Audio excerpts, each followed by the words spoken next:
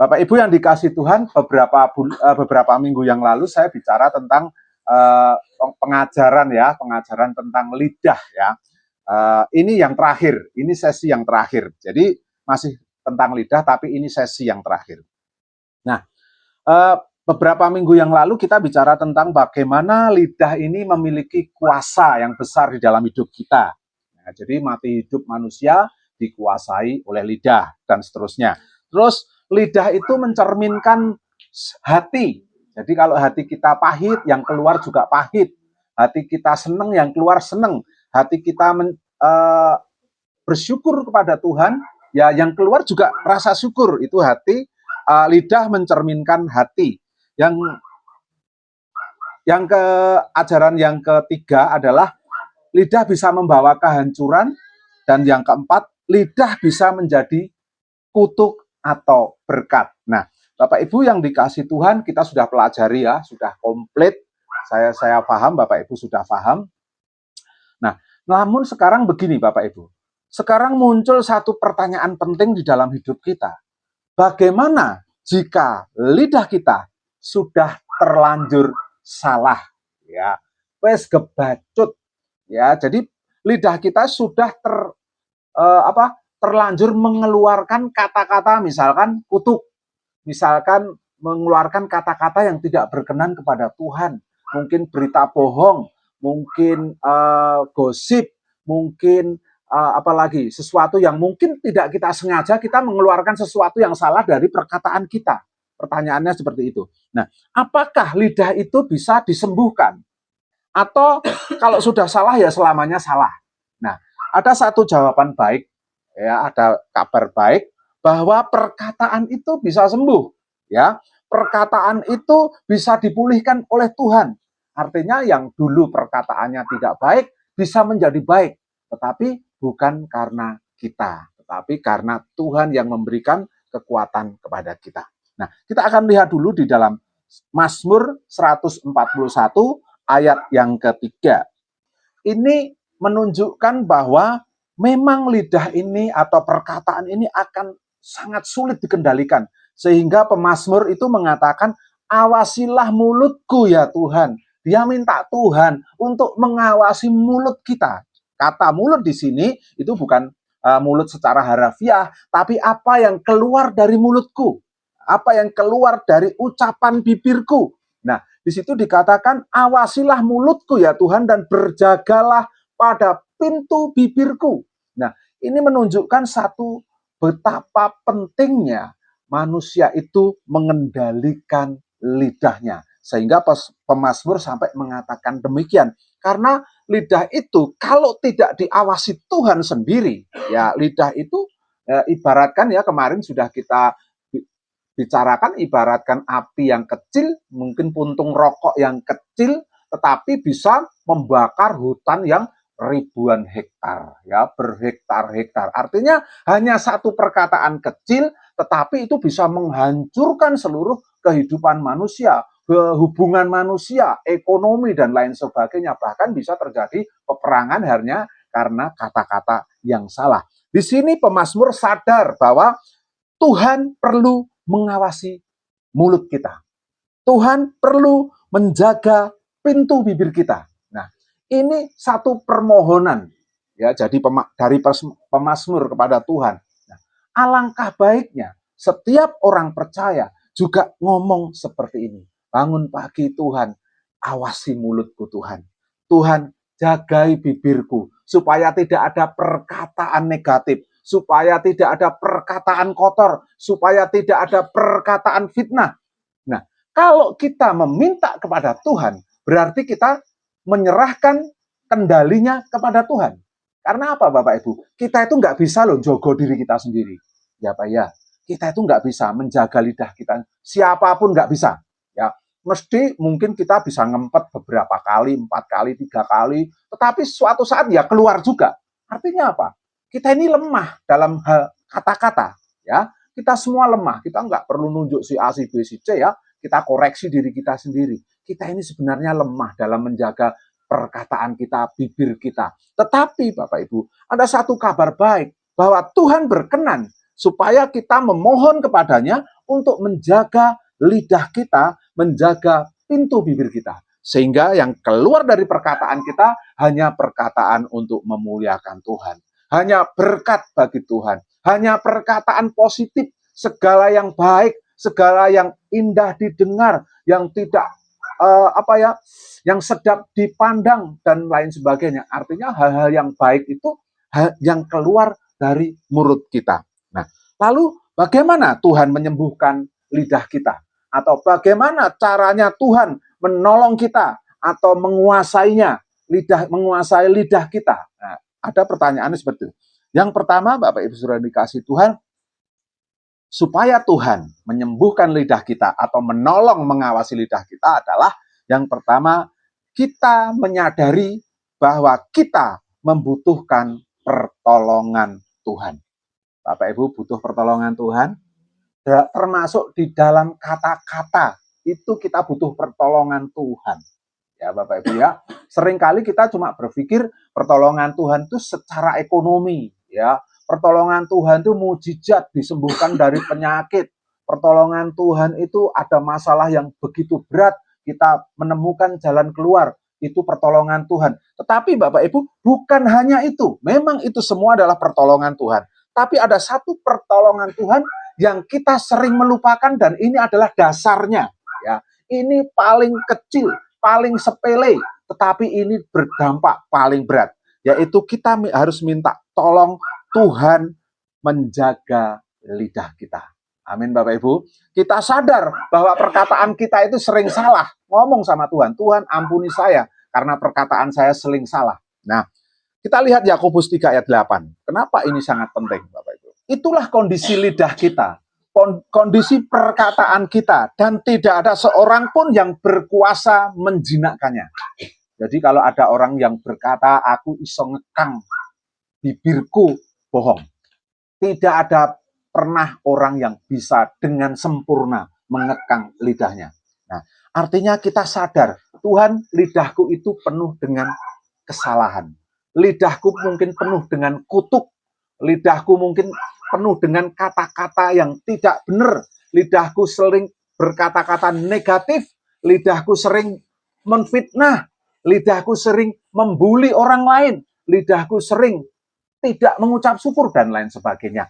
Ini kita, keadaan kita. Kita harus menyadari bahwa kita itu lemah. Kenapa kita harus menyadari kita itu lemah? Kalau kita menyadari bahwa kita itu lemah, Tuhan bisa bekerja melalui hidup kita. Jadi saudara yang dikasih Tuhan, dengan kekuatan sendiri, kita tidak akan pernah mampu sepenuhnya mengendalikan lidah. Kita mungkin bisa menahan beberapa waktu. Nyape hawa nafsu itu sementara. Tetapi pada saat emosi, saat kata-kata itu menyakiti kita, kadang-kadang sesuatu hal yang buruk keluar dari kata-kata kita. Untuk itu Bapak Ibu Saudara dikasih Tuhan, kita harus sadar kalau kita itu tidak berdaya, maka kita memerlukan pertolongan Tuhan untuk menjaga lidah kita. Ada beberapa langkah atau tips supaya kita ini bisa menjaga lidah kita. Selain kita menyadari bahwa kita membutuhkan Tuhan, artinya begini, kita ini sebenarnya mudah jatuh di dalam dosa. Yang kedua, kita ini mudah berkata-kata kasar. Kita menyadari bahwa kita itu mudah sekali untuk menfitnah orang. Kita menyadari bahwa kita itu sering jatuh di dalam dosa perkataan. Nah, tetapi Bapak Ibu Saudara dikasih Tuhan, ketika kita menyerahkan lidah kita kepada Tuhan, Tuhan, aku menyerahkan lidahku, perkataanku ke dalam tangan-Mu, supaya Tuhan menjaga perkataanku hari ini. Tuhan akan memimpin kita. Amin Bapak Ibu. Sehingga apa? Ketika perkataan kita berubah, berkat itu sudah nunggu kita. Bukankah kita nggak munafik ya? Bukankah berkat itu yang kita tunggu-tunggu? Rezeki dari Tuhan kita tunggu-tunggu? Ya, kesehatan, jasmani maupun rohani kita tunggu-tunggu. Tetapi selama kita belum menyerahkan perkataan kita kepada Tuhan, Tuhan belum bisa bekerja melalui lidah dan mulut kita. Jadi supaya Tuhan menjaga lidah kita. Yang kedua, supaya lidah kita sembuh atau lidah kita pulih di hadapan Tuhan, kita harus mengaku dan bertobat dari dalam perkataan kita, ya. Kita harus mengaku dan bertobat dalam perkataan kita. Nah, pemulihan dimulai dari satu pertobatan. Kita harus jujur kepada Tuhan, kata-kata yang pernah kita ucapkan dengan kasar, kita harus minta ampun sama Tuhan. Gosip yang pernah kita sebarkan, kita harus mengaku di hadapan Tuhan. Tuhan, aku telah menfitnah si A, si B. Terus hinaan yang pernah kita keluarkan dari mulut kita harus mengaku. Kita harus bertobat bahwa kita itu nggak boleh menghina. Ya, seringkali kita menghina ya Bapak Ibu ya, menghina orang lain itu atau merendahkan. Ya, saya sering melihat bagaimana orang itu dengan gampang menghina orang lain. Ada orang ibadah lalu difitnah dikatakan, kalau motivasinya salah, kalau motivasinya golek kehormatan, kalau motivasinya golek panganan dan lain sebagainya. Ini namanya menghina. Jadi ketika kita pernah mengeluarkan kata-kata hinaan kepada orang lain, entah itu fisik, entah itu karakter, entah itu apapun, kita harus menyadari bahwa itu tidak berkenan kepada Tuhan. Maka kita harus bertobat dari itu semua. Jadi Bapak Ibu, segala dosa yang Bapak Ibu perbuat melalui perkataan harus bertobat. Ya, harus bertobat. Coba kita lihat di dalam 1 Yohanes 1 ayat 9. Termasuk dosa perkataan. Karena banyak orang itu tidak mau ngaku bahwa dia menggunakan perkataan ini ternyata itu dosa. Berapa kali saya itu berdosa dengan perkataan saya, ya. Saya kadang-kadang juga jatuh di dalam perkataan. Kalau saya dibikin mangkel, yang keluar apa, Bapak Ibu? Kata-kata yang tidak baik, kata-kata kutuk, kata-kata ngasih label. Wah, memang wong kuwi iso berubah. Selamanya DE Arab seperti itu terus. Nah, ini sebenarnya kata-kata yang tidak berkenan kepada Tuhan. Dipulihkan, Tuhan punya saluran untuk berkatnya mengalir di dalam hidup kita. Memang syaratnya itu harus bertobat dari kata-kata kita dulu. Ya, sebelum kita bertobat ke hal-hal lain, kata-kata dulu yang harus kita minta ampun sama Tuhan. Ya, begitu Bapak Ibu ya. Nah, jadi kalau kita mengaku dosa kita, Ia setia dan adil sehingga Ia akan mengampuni kita. Itu Bapak Ibu. Inilah caranya supaya lidah kita dipulihkan oleh Tuhan. Langkah praktisnya bagaimana? Akui di hadapan Tuhan kalau kita salah, ya. Minta pengampunan Tuhan. Jika perlu, minta kepada orang yang kita lukai. Nah, seringkali itu kalau kita mau perjamuan kudus, kita disuruh menyelesaikan dulu ya. Kalau kamu masih punya akar pahit, datangi orang itu. Minta maaf dulu, baru ngambil perjamuan kudus. Supaya perjamuan kudus itu menjadi berkat dan bukan menjadi kutuk. Ini penting Bapak Ibu. Karena tanpa pengampunan, tanpa kita bertobat dari sesuatu yang pernah kita katakan, berkat Tuhan tidak akan mengalir, percayalah. Kalau mengalir, itu hanya seperti kantong petruk ya, kantong bolong ya, melebu metu plung, kita nggak bisa menikmati. Nah, jadi Bapak Ibu Saudara dikasih Tuhan, supaya kita hidupnya diberkati Tuhan, kita harus mau lidah kita disembuhkan oleh Tuhan.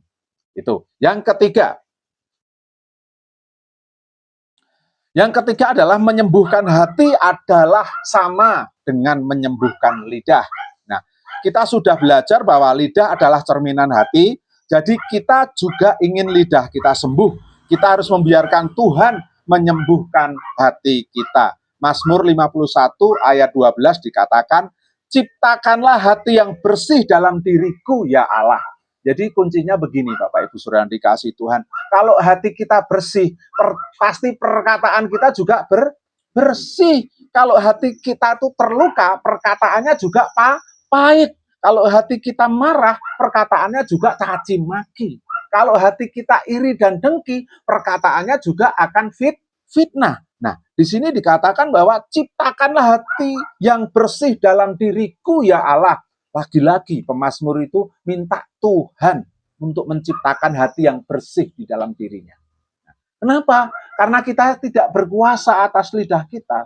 Kita tidak bisa menciptakan hati kita itu bersih tanpa bantuan Tuhan. Nah, jadi Bapak Ibu Saudara dikasih Tuhan, poinnya adalah kita minta lagi kepada Tuhan untuk membersihkan hati kita. Amin Bapak Ibu. Yang keempat, supaya lidah kita itu disembuhkan oleh Tuhan, sehingga kita memiliki kata-kata yang bagus, kita harus memenuhi hidup kita dengan firman Tuhan. Ya, cara paling efektif untuk mengubah perkataan adalah mengganti dengan perkataan Tuhan. Mengubah isi hati kita dengan kata-katanya Tuhan. Kolose 3 ayat 16. Yang akan saya garis bawahi adalah yang bagian pertama. Hendaklah perkataan Kristus, atau dalam bahasa lain dikatakan, hendaklah firman Kristus diam dengan segala kekayaannya di antara kamu. Jadi perkataan Kristus itu harus ada di dalam hati kita, di dalam hidup kita. Nah, jika hati kita dipenuhi oleh perkataan Kristus, maka kebenaran Tuhan akan hadir di dalam kehidupan kita. Kebenaran Tuhan dan janji Tuhan akan selalu ada di dalam kehidupan kita. Maka secara otomatis lidah kita akan berbicara sesuai dengan kehendak Kristus. Kita akan berbicara dengan benar, kita akan berbicara iman, kita akan berbicara berkat. Tidak ada lagi kutuk, tidak ada lagi sungut-sungut, tidak ada lagi marah-marah, tidak ada lagi fitnah, tidak ada lagi gosip, tapi semua sudah diganti dengan perkataan Kristus, yaitu kebenaran Allah, kebenaran iman, harapan, berkat, dan seterusnya. Itu kalau perkataan Kristus ada di dalam hidup kita. Jadi saudara-saudara, karena apa yang masuk di dalam hati kita akan keluar melalui mulut kita. Maka kita mulai masukkan firman Tuhan, supaya yang keluar firman Tuhan. Amin Bapak Ibu. Jangan cuma yang masuk dracin, ya toh? Jangan yang masuk cuma medsos, yang masuk cuma drakor, ya. Sedangkan firman Tuhan tidak pernah masuk. Kita tidak akan bisa mengatakan firman Tuhan selama yang mengisi kepala kita, yang mengisi hati kita bukan firman Tuhan, kita akan terus jatuh dan jatuh. Maka dari itu Bapak Ibu Saudara dikasih Tuhan, hendaklah firman Kristus diam dengan segala kekayaannya di antara kamu. Caranya bagaimana? Ya isi hidup kita dengan firman Tuhan. Dengan cara apa? Baca firman Tuhan, baca renungan Tuhan tiap hari Bapak Ibu ya. Sekarang itu zamannya medsos. Semua itu gampang. Cari firman Tuhan itu gampang. Buka banyak konten rohani. Buka story-story itu banyak yang rohani-rohani. Itu firman Tuhan. Nah, hidup kita harus diisi dengan hal-hal yang seperti itu Bapak Ibu. Supaya yang keluar dari mulut kita adalah kebenaran Tuhan. Yang kelima, supaya lidah kita disembuhkan, harus belajar menguasai diri. Ya, belajar. Saya katakan belajar, kenapa? Karena menguasai diri ini akan sangat sulit. Ya, penguasaan diri adalah kunci yang paling penting di dalam kehidupan kita. Bahkan Amsal mengatakan bahwa menguasai diri itu bisa menyelamatkan nyawa kita. Ya, Amsal 13 ayat 3. Saya hanya fokus yang bagian yang pertama ya, yang kedua itu Bapak Ibu baca sendiri, tapi saya akan fokus yang pertama. Siapa menjaga mulutnya sama dengan memelihara nyawanya. Berapa banyak nyawa melayang hanya karena perkataan yang tidak benar. Ya, orang yang dibully dengan kata-kata tahu-tahu dia bisa menjadi seorang pembunuh. Kalau Bapak Ibu lihat kasus-kasus di kasus-kasus kriminal, pembunuhan dan lain sebagainya itu terjadi karena apa? Kata-kata. Ya, ada seorang pemuda selalu dihina anak tetangga, tahu-tahu anak itu diculik, dibakar hidup-hidup. Ngeri kan Bapak Ibu. Ini hanya apa? Kata-kata, padahal anak kecil kadang-kadang nggak tahu. Nah, mungkin karena didoktrin sama orang tuanya. Hati-hati Bapak Ibu. Kadang-kadang kita itu secara nggak langsung ngajari anak kita kata-kata yang buruk loh. Sehingga ketika anak kita menghina orang lain, justru kadang-kadang dia akan menerima akibatnya. Jadi Bapak Ibu, Amsal ini mengatakan siapa menjaga mulutnya, memelihara nyawanya. Ya, hati-hati Bapak Ibu dengan kata-kata kita. Karena banyak kejadian kita mengatakan sesuatu yang nggak benar, masuk penjara. Kita mengatakan sesuatu yang nggak benar pada orang, dibacok uang. Ya, kita nggak tahu. Ya, itu Bapak Ibu. Langkah praktisnya bagaimana? Yang pertama, berpikir sebelum bicara. Jadi Bapak Ibu kalau mau bicara, berpikir dulu dampaknya. Dampaknya bagaimana? Apakah yang saya omongkan ini benar? Yang kedua, apakah ini perlu? Ya, yang ketiga, apakah ini membangun atau malah justru bikin perpecahan? Nah, kita harus berpikir. Ini langkah praktisnya Bapak Ibu ya. Berpikir sebelum bicara. Yang kedua, jangan berbicara saat emosi. Jadi kalau Bapak Ibu sedang marah, lebih baik diem dulu. Jangan ngomong sih. Mesti keliru Bapak Ibu. Orang yang marah kalau ngomong ngaco Bapak Ibu. Yo ngaco, wis wani mati. Pendeta pun akan ngomong, wis ora pendeta-pendetonan. Ya, karena apa? Sedang marah. Jadi kalau sedang marah, duduk diam. Kalau bisa kita rebahkan, kita ingat Tuhan. Nah, maka dari itu doanya harus, Tuhan jaga mulut kami, jaga mulut saya, supaya saya tidak jatuh dalam kata-kata. Jadi ketika marah, ingat perkataan Tuhan.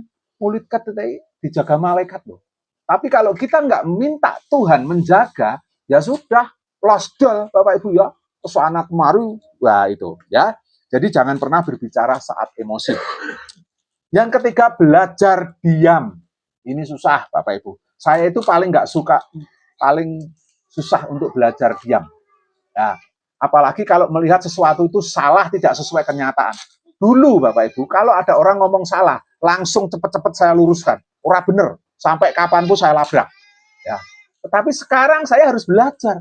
Tuhan nggak boleh saya ngomong kayak gini. Saya harus menjaga mulut saya. Nggak perlu semua pernyataan itu harus diluruskan. Kadang-kadang diam itu lebih baik, Bapak Ibu. Supaya apa? Permainan selesai. Ya, jadi contohnya begini Bapak Ibu. Ketika Bapak Ibu dilempar bola, lalu Bapak Ibu tangkap bola itu, lempar kembali, dia akan melempar lagi. Tangkap lagi, lempar lagi. Akhirnya lempar-lemparan terus. Nah, kata-kata seperti itu, ketika Bapak Ibu diomongin nggak bener, nggak baik sama orang, Bapak Ibu diam, permainan selesai. Dia ngomong lagi, kita diam lagi, selesai. Tapi kalau kita bales, wah balang-balangan. Ya, artinya diam ini penting, Bapak Ibu ya. Karena orang bijak itu menahan bibirnya. Ya, itu kata Amsal ya. Belajar diam, ini penting. Yang keempat, latih untuk terbiasa berkata baik. Latih. Ya, jadi kita perlu latihan. Untuk berkata baik itu, kita perlu latihan. Tanpa latihan, kita tidak bisa. Ya, saya sudah belajar banyak ya dengan keluarga saya. Untuk mulai sekarang, kita itu harus berlatih berkata-kata baik. Randu ya apa-apa meneng. Ora usah bengok-bengok. Ora usah ngresulo. Iki renek sing dipangan. Terus piye tanggung jawabmu piye? Ora perlu, ya. Lah kowe piye? Salah-salahan Bapak Ibu ya, salah-salahan. Nah, sekarang saya harus belajar diam. Sebentar lagi Tuhan berkati. Ya, jadi ketika kita sudah nggak punya berkat, nggak punya apa yang kita makan, apa yang kita minum, mungkin berhasil entek, cara bodone gitu aja. Duduk diam, perintahkan berkat itu datang. Dalam nama Tuhan Yesus, pasti berkat itu datang. Karena burung di udara dipelihara, bunga di padang dihiasi. Mosok mangan we aku ora dikei sama Tuhan, tidak mungkin.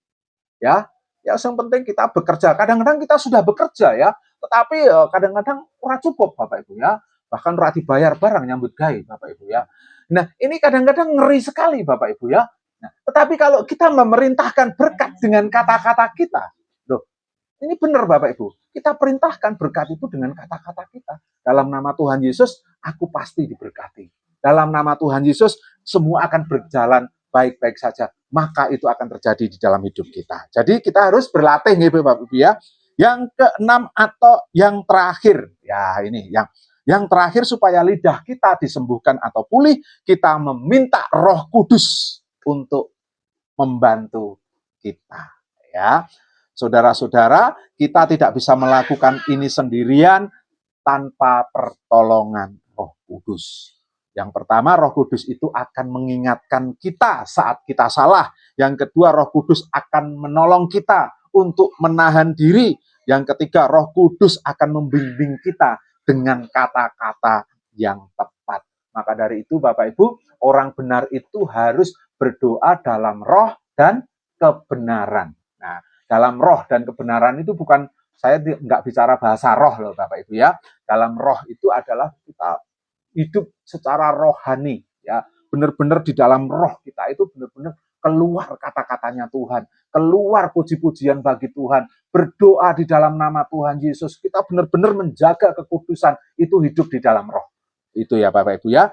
Doa yang sederhana boleh kita panjatkan kepada Tuhan.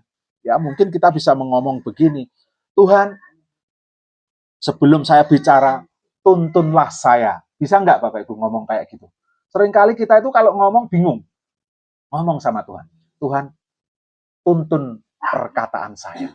Ya, supaya aku tidak jatuh di dalam dosa. Kita minta tolong sama Roh Kudus ya. Jika kita peka dengan suara Roh Kudus, Bapak Ibu Saudara yang dikasih Tuhan, maka kesalahan-kesalahan yang pernah kita buat akan dipulihkan oleh Tuhan. Sehingga kata kita akan berubah total. Dan ketika kata-kata kita berubah total, kehidupan kita juga akan dirubah total oleh Tuhan. Amin Bapak Ibu. Kita diberkati, menjadi berkat itu bukan slogan, tapi fakta. Ya, seringkali kan itu hanya slogan Bapak Ibu ya. Loh, kita diberkati supaya jadi berkat. Tapi orang diberkati terus sih. Uripe rekoso terus itu. Kapan kita jadi berkat? Wah, ini tidak akan jadi slogan ketika Bapak Ibu benar-benar menggunakan kata-kata kita dengan baik. Ya, saya kira pelajaran tentang lidah selesai sampai di sini. Ya, jadi besok minggu depan sudah bukan lidah lagi ya, karena sudah 4 kali ya Bapak Ibu ya, 4 kali kita bicara tentang lidah. Saya percaya ini akan menguatkan kita sehingga Tuhan terus membimbing kita dengan perkataan yang dari Tuhan sendiri. Amin.